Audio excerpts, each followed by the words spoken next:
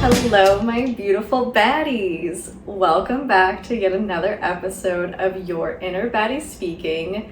Today's all about heartbreak, how to navigate it, how to get over it, the difficulties that we all face when we're going through it, and just really understanding that everyone's process will be different. Everything will mean something differently to different people while they're going through heartbreak, but just hopefully this will help someone get over a period of heartbreak if they're going through it.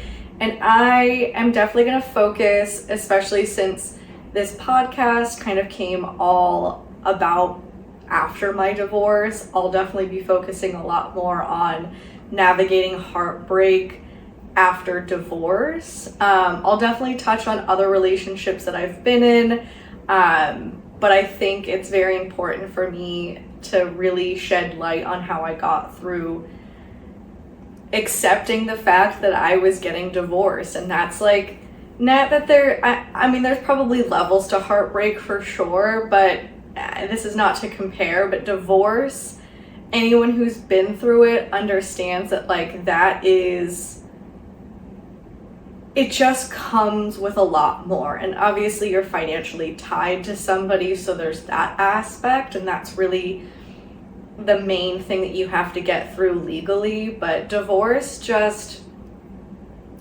it hits and hurts a lot more than typical heartbreak, at least in my experience. I feel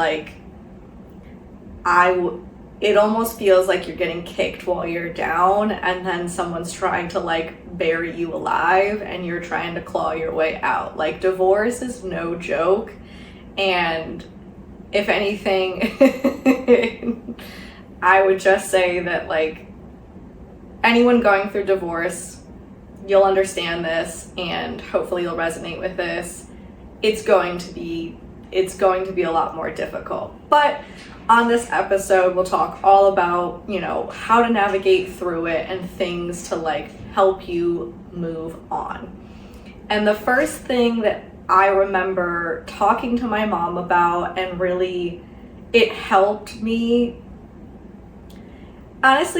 cope with it, and the fact that I did not expect so many emotions to come up during my divorce. I expected sadness, I expected to grieve, a life that I thought I was going to live, but I just didn't understand that there are so many emotions that you experience all at once. And I was talking with my mom, and she's like, I know right now you might feel some relief because you're no longer in a toxic relationship.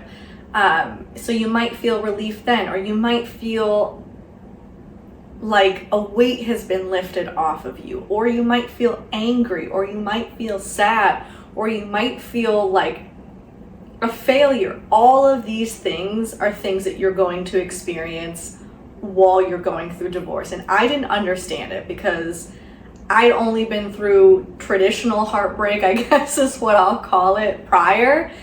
And in that, it's okay, if somebody's done something wrong, you're angry. If they're mistreating you, you're all right, I know better. I'm going to stand on my worth. I'm going to leave. It's sad to have to end things with anybody, or if they end it with you, obviously there's the sadness and the maybe not understanding why it came to an end, or even if it was, between two people and you mutually broke up, there's still it's hard to get over when someone is healthy and you're in a healthy place and you're in a healthy relationship. You're just not each other's people. So it's it feels, even though it's hard, it feels easier to navigate because there's usually one or two facets that go into it, and you can navigate those. You can focus, I guess, your energy on specific emotions. With divorce, my mom was so right, and the fact that immediately when it happened, I disassociated. So that right there was me trying to ignore any emotions that were coming up. And let me just paint a picture for you. The way that I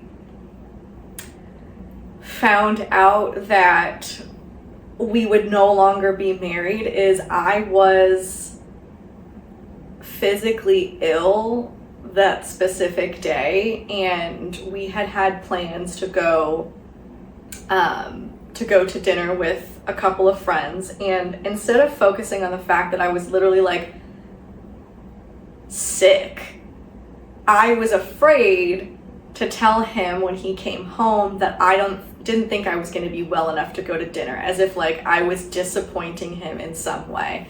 Well, apparently it would be that tipping point. So he came home. I had said that I was not feeling well. I don't think I'm going to be able to go to dinner. And he's like, well, I'm going to go to the gym. Let's talk about it later, see if you're feeling better. I'm like, bro, I'm throwing up.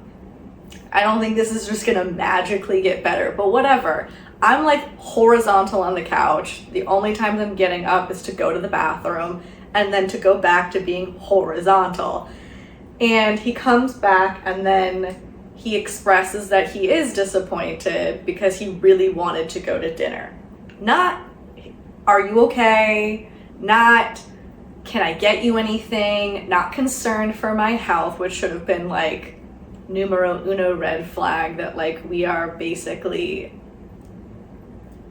at the point of no return. And then I get up to be sick again. And I kid you not, I have just flushed, and this man is standing there saying, I don't want to take care of you. I think like we really do need to get divorced. Mind you, I was just sick. So I like heavily disassociated during the conversation of we should end it. He told me how we would split our assets, all of this stuff. I mean, like, there was no emotion behind it, nothing. And then that man took his ring off and left the apartment while I was still sick. So I laugh now. I think definitely humor obviously helps anyone feel a little bit better about a shitty situation. But I say all of that to kind of describe where I was when I was first like, oh my God, I am actually going to be getting a divorce. Like, this is real. I have to come to terms with it. And of course, I wasn't really coming to terms with it because not only was I sick, but I was heavily trying to numb myself. So I went through a period of numbness. Then I went through a period of fear, which I think I'll probably talk about on a different episode. But I felt afraid of the person that I had married for the longest time. Well, I guess we weren't married that long, but like I guess I hadn't felt afraid of this person until later on and when we were ending things. So I went through a period of fear, which I didn't expect. It's almost like you meet a different version of the person that you're with. And I think that's similar to a lot of people's experience of like, you're in this, relationship, there's love, and so you're seeing the better parts of each other. And even if you're angry, it still feels like you're working your way back to love. Or there's like this foundation that it doesn't feel as if any emotions come without love. And when you end things with somebody, it's like you start to see them for who they really are, or their worst parts come out, because we're all, in our emotions, we're all processing things differently. We're all coming at it from a different angle, and I think when anyone's like riding a high of emotions, like, yeah, you're probably going to say some things, do some things, or feel some type of way that's different than like if you were, emotionally regulated at the moment. So like if you're upset or you're angry at somebody, like that's going to be a different version of them, but now it feels like there's no more underlying love. Now it's just like attacks or, you know, uncontrollable sadness, or just it almost feels like you're meeting and they're saying things and doing things as if they never loved you at all, because no person would ever get to a place where they would actually say those things to you if there was love. My personal opinion. I know we've all said things that we've wanted to take back. We're all human, but I think when it's like doubled down and it continues, that's how they've felt, or that's now how they feel about you. And it's almost like unfiltered because there's no more love that they're leaning back on, because even if they want you back, it's just a different version of them. That's how I see it in my head. So I felt like I was meeting a different version, and I already thought the version I was with was like not great. So it's just like I went through a period of disassociating, I went through a period of feeling numb, and then a period of fear. And then the biggest, I think, emotion that I had to work on getting over was feeling angry. And I don't mean like, oh, like I can't believe this happened, but like so much anger for feeling like I wasn't chosen and I was abandoned. Because while it's not the official reason on our paperwork, he had eyes for someone else. And once that happened, it was just the catalyst to end things. And I am truly grateful that the universe sent any reason whatsoever to end our relationship, because I'm so happy that it ended when it did and it did not continue. And I didn't end up getting divorced now, years later, or even down the line, say we had kids. Like, I'm so happy it ended when it did. It was such a blessing in disguise. But at the time, it's just, there's cheating in relationships, and then there's feeling like someone told you they wanted to spend the rest of their life with you, and yet during that time that was supposed to be forever, decided someone else was more worthy of their attention. And I, like, that anger would come up randomly. Like, I remember going home with my family pretty soon after it happened. It was around the holidays anyway, so I would have been home. I just went home sooner to spend more time with them. And, you know, I would talk with them, we would process through things. And I remember specifically, we were on a beach walk, and we were talking about the divorce, and we were talking about the relationship. And of course, I hid a lot of our relationship to pretend like things were good, mostly for my sake, to convince myself that things were good. But anyways, we were talking through it, and I was finally shedding light on a lot of the bad of our relationship. And I would just like randomly just start, it was like my blood would start boiling, I would start to get louder, and then I would just be like, I just don't fucking understand. And I would get so angry. And so anger was a big one. And then I think the other biggest emotion that I had was like, I felt like a failure. I felt ashamed of myself. I felt like it was my fault. I felt like, as a child who was a product of divorce, that like I swore to myself I would never let myself be in the same position, and then here I was. So I was like, obviously I failed myself, I failed my marriage, I failed everything, and I'm like, what could I have done? In the end, there's nothing I could have done. And honestly, if it wasn't going to be this thing, it was going to be something else. The universe was, I was not meant to be with this person. So the universe would have thrown anything in its toolbox to get us to break up, and I'm happy they did. But all of these are emotions that are coming, and then I'm having like relief. I'm like, oh, it's kind of peaceful without him. I'm calmer without him.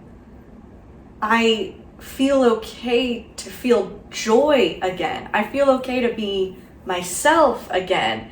And I look at pictures and I can see the difference that 2 months did to me. I shed weight. I looked better. I was glowing. I had a call with my family, and I say call because like we're all kind of all over the world. So sometimes we do Zoom calls, especially on the holidays, to like connect because we're not all in the same area. And so we were on this Zoom call, and like my mom was getting comments after the call like Corinne was glowing. And of course at the time I was like, oh, it's that post-marriage glow, that divorce glow. But it was so true. I mean, like, even if my mind hadn't caught up with it yet, I was reflecting it physically that I was in such a better position to not be with him. So all of these emotions come up, and I think some of them come up in, normal heartbreak as well. Divorce comes with all of it as like a package, and when you open it, you literally don't know which one you're going to get that day. And I say all of that to be in line with like the first sort of advice that I have is to feel it. Feel that shit. Feel it deeply. Yell if you gotta yell. I mean, don't yell at people, like controlled environment, you know what I'm saying? Or if you're yelling, like say, hey, it's not about you. I just need to fucking get this out and just go to town. Yell if you need to, like take a boxing class if you need to get some anger out. Cry when you need to. Feel relief. It's okay to feel relief. And then when you start to feel a little bit happy, feel happy. You deserve it. And I just want you to feel all of these emotions, because like when I was disassociating, it was almost like I knew if I don't get to what I'm going to feel, I'm never gonna get past it. And you truly aren't. Like if you hold that shit inside and then a year from now you try to date someone, meanwhile you're probably not in a good place, and then you're not in a good place to meet someone else because you're still wrapped up in like either the anger over, the sadness over it. Like you haven't given yourself closure. And I think the only way to give yourself closure is to feel those emotions. And like if I didn't feel ashamed and like a failure, I would have never accepted the fact that I wasn't. That like I was not a failure because someone else failed me. And that can go for a lot of relationships, not just a divorce, but you do not have to feel like you are a failure because the relationship ended if someone else failed you. And I would have never come to that conclusion if I hadn't felt it and let it the fuck go. I think other things that you have to do as well, like obviously feel your emotions, but cut that cord with communication. I have always been very strict with this. I know some people are friends with their exes. If it works for you, that is great. I have never been able to come to a place, either that person has did me so wrong that they no longer get to receive access to me, or they're not over it. Like I've had exes, it's like I can't be your friend because you don't want to still just be friends. Like you're always going to hope that me talking to you or being nice to you means that like eventually we'll get back together. So like it's either you lose access to me because like your privileges have been revoked the second that you disrespect me to a point that I am no longer willing to let you in my life. And that's usually at the point that we cut ties. Like I will try and try, but once we cut ties, no, that's it. You don't get to see how I'm doing. Don't get to know what I'm doing. You don't get to see me thrive because it's not a product of you, it's a product of me. We all thrive because that's what's inside us. You see the person who thrives post-relationship, you know exactly that they had that in them the whole time. And usually people are like, you lost your glow during the relationship. 100%. And then the other side is like, I feel like I am disrespecting that person by giving them hope, so I feel like I have to cut it off. But either way, like, how are you going to get over someone if you are still allowing them in your life? Like, if you don't accept their absence or you don't adjust to their absence, it's almost like there's still that thread. There's still that piece that's tying you to them. You're still looking on their social. If you're still texting them, it's like you have not adjusted to the fact that you're not in a relationship. You're just like still hanging on to something. And that's my personal opinion. If it works for you and you can be friends with your exes, that's perfectly fine. But I have not been through a scenario where like, I have thought good of people that I have dated, not all of them, but some of them I have felt good, and like I wouldn't mind being their friend. It's just like, it's not right. Either it's not right for me to feel like I'm leading them on, or it's not right because why should they get to see me shine when they're the ones who took it away from me, you know? And I got my list here, so I'm going to go through some more. This is a big one. This is a very big one because this comes up and you don't know when it's going to come up. When you start to feel like you miss them, you do not miss them specifically, you miss being in a relationship. And I needed that piece of advice when I was going through heartbreak and when I was especially going through divorce, because I was like, how could I miss somebody who's toxic? Like, I was so deeply unhappy while I was married. Why would I miss any of that? And I remember talking with my mom about this, and it was like, you're right. I miss being hugged. I miss someone to support me. I miss someone being my cheerleader and having that person that you run to and go to because like you want to tell them, you know, the best and worst parts of your day immediately. Like that's your go-to person. I miss cuddling at night. I miss someone who just wants to hear my voice. And like some of these you can get in friendships, don't get me wrong, but we all know the intimacy of like being in a relationship with somebody and having those things. And like, I miss someone telling me they love me, and I miss somebody choosing me, and I miss somebody who wants to hang out with me all the time. And like, I miss someone who just wants to do silly shit with me, you know? And I think sometimes it gets harder at night when like you want to be held and you're used to maybe sleeping next to somebody, and that feels really good when you have it, and it still feels good to reminisce on. But like, you don't miss the actual relationship because either you stepped away for a reason or they stepped away for a reason, and either way it wasn't working for someone. So you're not missing that person. If that person wasn't taking you on dates, if that person wasn't like doing the bare minimum for you, if that person was emotionally abusing you, if that person was making you feel like shit, if that person just wasn't your safe space any longer, you're not missing them. And it's natural to see a relationship through rose-colored glasses after it's over. But remember, in those moments when you feel like you're missing them, remember that you miss a relationship. And you miss also what you brought to it, because sometimes you were the magic in that relationship. And sometimes the things that you brought to the table are the things that you are missing. Although the cuddling, it's a little hard to like give yourself.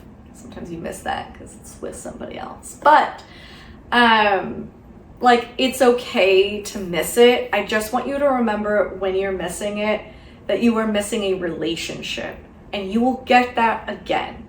When you decide that it's time for you to open up your heart again, you will get that again.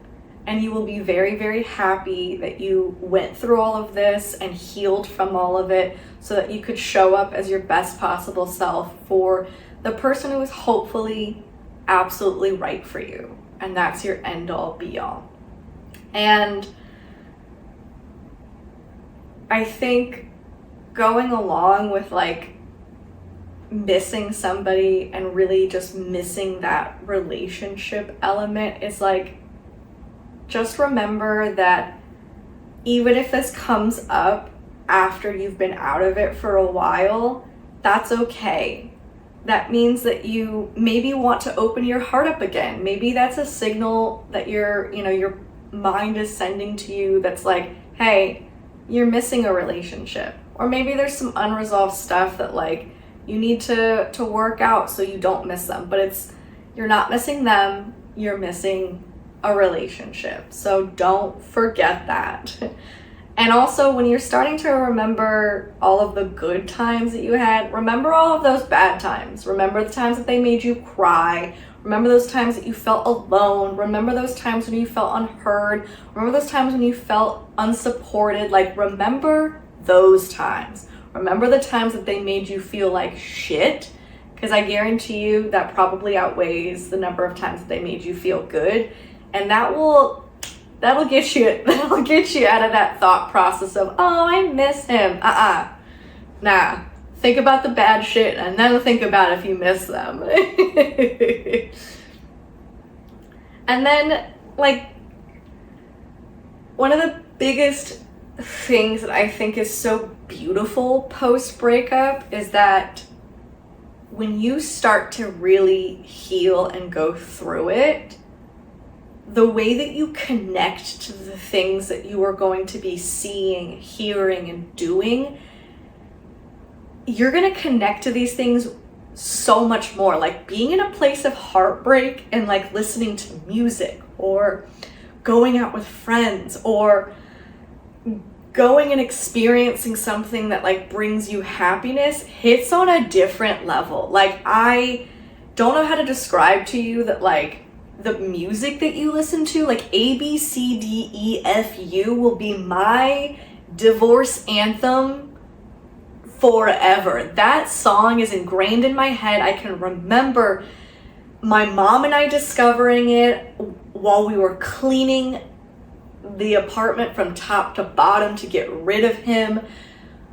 We were like shouting it, and then I remember doing it at karaoke. I don't even do karaoke because I am not a good singer, but shouting letters and saying fuck you feels great. And then just like having yourself a fucking dance party with the songs that you resonate while you're heartbroken, it's like you're feeling on another level, and it's like, it's so good.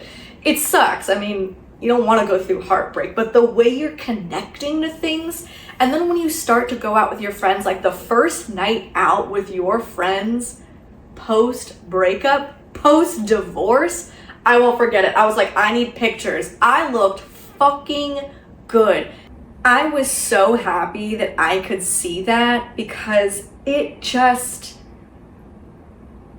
showed up in my confidence, it showed up in my body language, and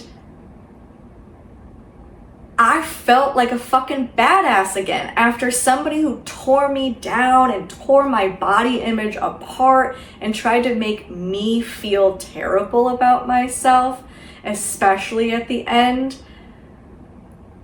Suddenly there was this version of me that was like, fuck that, he was wrong. And that first night of just going out, letting loose, having fun, being with your friends, and just like, of course, your friends being like your wing women and your wingman, like just going out and trying to have like people flirt with you and all of that stuff. Like the support that rallies around you and the free feeling that you have is just unmatched. That first night, post-breakup, post-divorce is amazing. Amazing. And you should fucking feel it and you should fucking celebrate it. And it's like those small moments, like when you first laugh with your friends again and you first go and do something that brings you joy, that you don't think about them, or the first time that your space feels like you've reclaimed it, all of those small moments lead to you finding your spark again and really glowing again, and like really making your inner baddie shine. Like, she starts coming out because you're doing all of these things that might seem small in the moment, but they lead to really big changes, and they lead to you being your best fucking version. And I have been listening to this song that I just discovered and added to my Spotify playlist that's called Superpower, and it's like, every time I leave a man, I get superpowers. And that post divorce, that post breakup glow is exquisite. It is fantastic. It is wonderful to see, and I love someone who's finding themselves again and being more in tune with themselves and just fucking happy being them again. And happy at, like, you cut off dead weight. You really did. And that shit shows, because now you can rise to new levels without them, you know?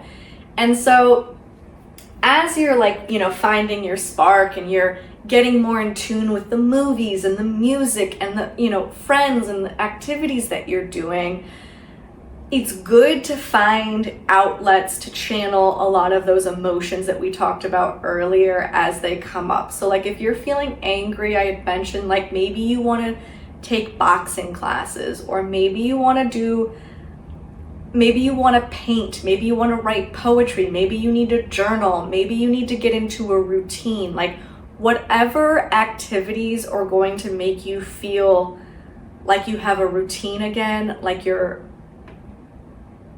busy but not like distracting yourself. Like, you do need to sit in some of it and be undistracted and not just like run off and go do something, but channeling your energy into activities that will help you and are healthy for you will really help you process those emotions. And like, for me, the gym is a big one. Like, I started going back to the gym kind of as a revenge thing of like, you're gonna tell me that I look bad, well, I'ma fix that.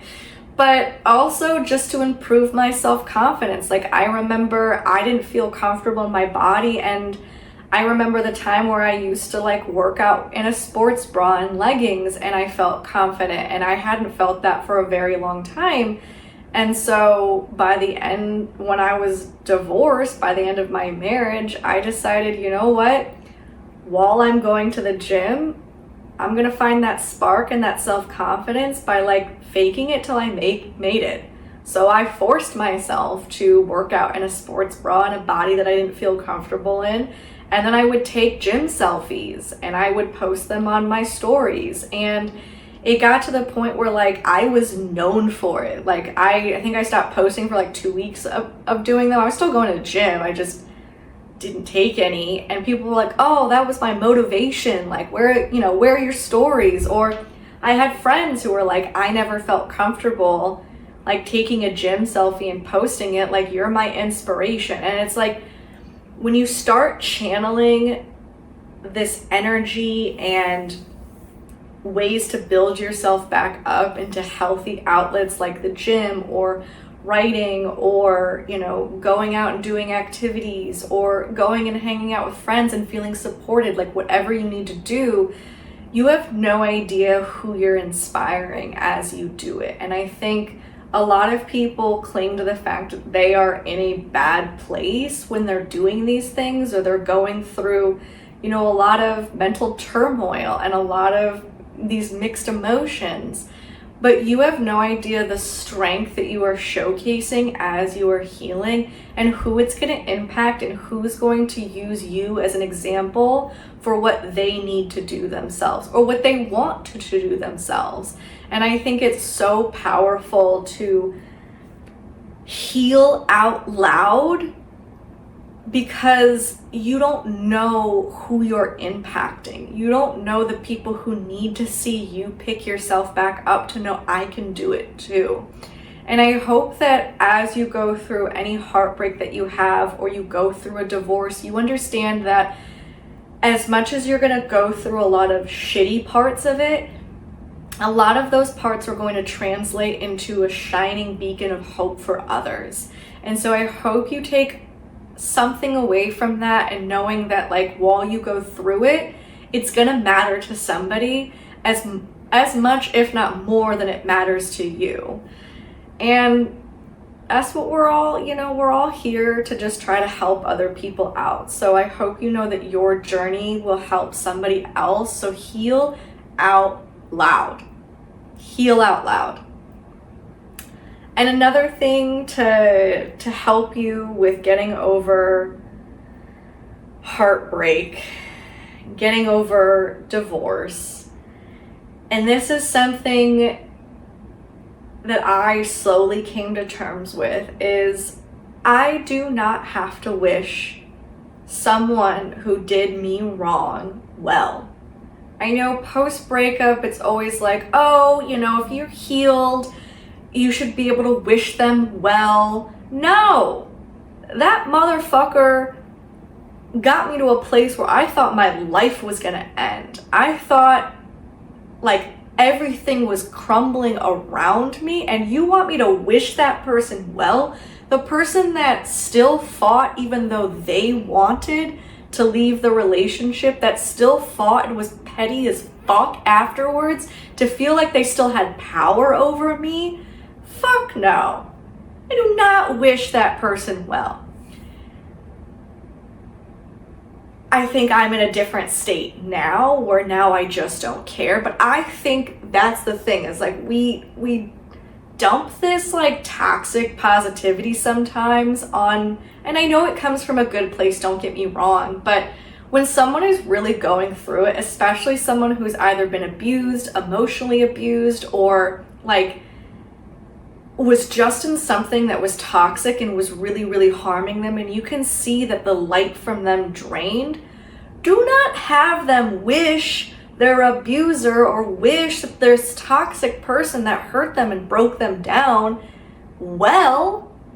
I wouldn't wish a murderer well. Like, I know that's an extreme, but like, you wouldn't ask somebody to wish somebody well that really isn't a good person. And I'm not saying that people can't change, and I'm not saying that people did things out of a lot of hurt people, but it doesn't justify what they did to somebody. And if they don't want to wish them well, but they're still healing, let them just take their journey and let them run with it. They do not have to be and also I feel like it puts the emphasis on the other person. Why are we concerned with the person who broke somebody's heart over the person that's healing from a broken heart? Like, our emphasis should always be on supporting that person, and as long as they're not like talking bad about them and going after them and feeling like they need to like get theirs or get revenge, or just feels like they're so consumed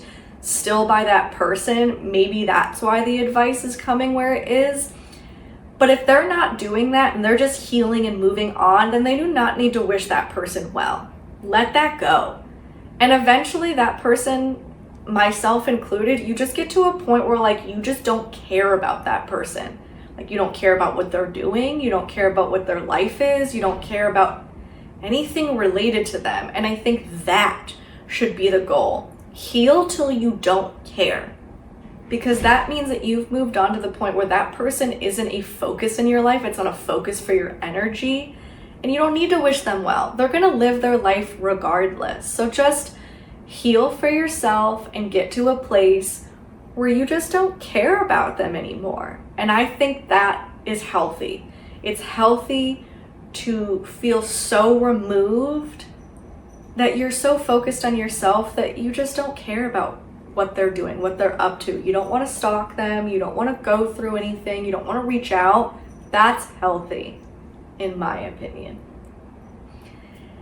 And the biggest moment, I think, in going through heartbreak and going through divorce, especially because with divorce, like, you have to do a lot of grieving of a life that you thought. And I know in relationships you also have to do, like, you have to grieve the future that you thought you were going to have with that person.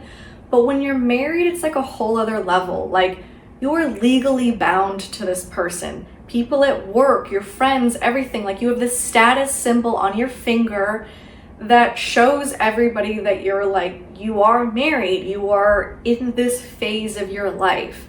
What if you bought property together, or you started talking about having a family? Like, I remember that being one of the things that I didn't even realize I needed to grieve until I was triggered by it, is you're going to grieve so many different parts of that life. You're going to grieve maybe the parent, the mother and father-in-law that you had.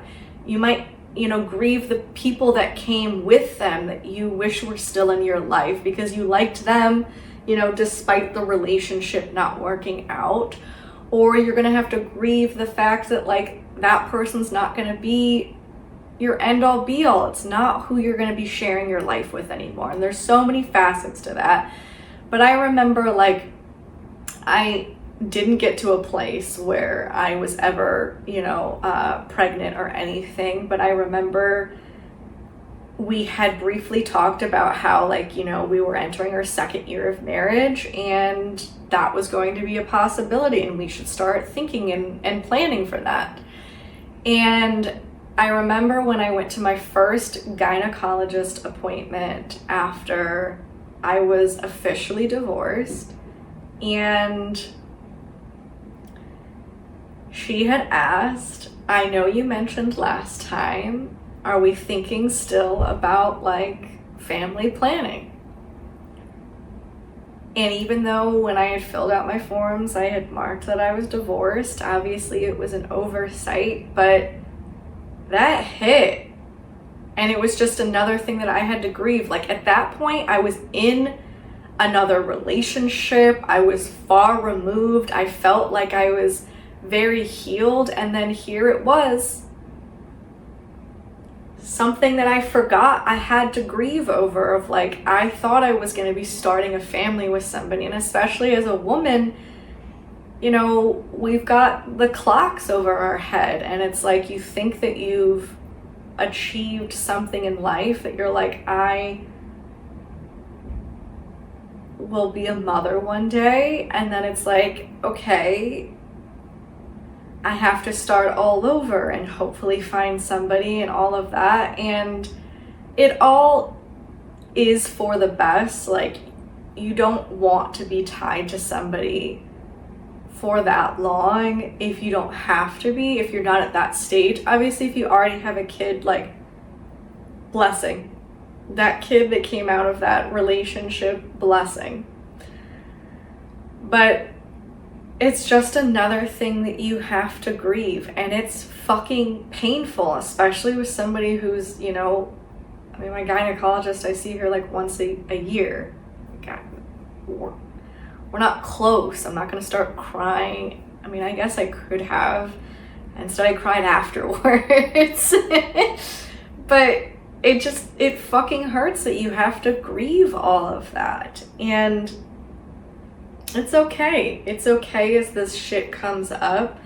And it's okay to feel like you're still healing bits from yourself. But the turning point will come. And one day you will reach that turning point of realizing, like, oh, either you know that you are healing or you feel very healed from that relationship. And mine came when, unfortunately, I did have to, like, meet up with my ex to, like, make sure that certain paperwork was in place, because apparently we couldn't do it through lawyers, had to see me. But one of the times that I had to see him to get something done, he thought he still knew how to push all of my buttons. He thought that they were still there, and I could, like, pick up on it. I could, like, hear right as he started that, oh, I know what this is. And he was trying his hardest to, like, get a reaction out of me again, because that was our dynamic. And I'll never forget. I didn't even make eye contact with him. I just chuckled. And it wasn't out of spite or anything. It wasn't anything. I didn't react the way he wanted to, so he kept trying to push my buttons because that's what they do. And I didn't even respond. I just chuckled. And in my head, I was like, this is fucking hilarious because I don't have to deal with this anymore. I don't have to put up with this behavior anymore. I'm fucking done, and hallelujah for that. Like, I was laughing because I'm like, I can't believe I put up with this for so long and now I don't have to. And here he thinks that like we're still in that dynamic, and no, we the fuck aren't. I'm checked out. I'm done. I'm gone. I'm not that girl anymore. I'm not that woman anymore. And when you get to that moment, be fucking proud of yourself. You should be proud of yourself for every stage of your heartbreak, but be so proud of yourself when you reach the point that you're like, that ain't me anymore, baby. That ain't me. Because it's a beautiful place to know that you have taken those steps and they're paying off because you don't feel the same as you did. And that just means you're moving further and further away, which can feel sad, but I think it's amazing because you're moving further and further away from a future that wasn't meant to be yours, and you're moving closer and closer to a future that was meant for you, a future that is more in line with who you are and who you've always meant to be. It's in line with your best version of yourself, and that's always what we're working to achieve.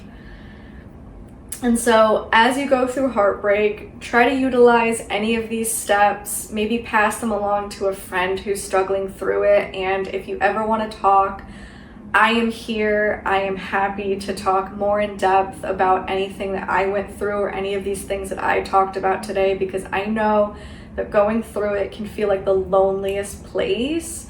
And if chatting with me for any length of time is going to help change that and help make you feel better, that is all I want. I want you to feel better and know that there is a light at the end of the tunnel, and you are not going to be feeling this pain forever. I promise you. And with that, we've come to the conclusion of this episode. So say it with me. I'm a fucking baddie. All right. Love y'all till next time.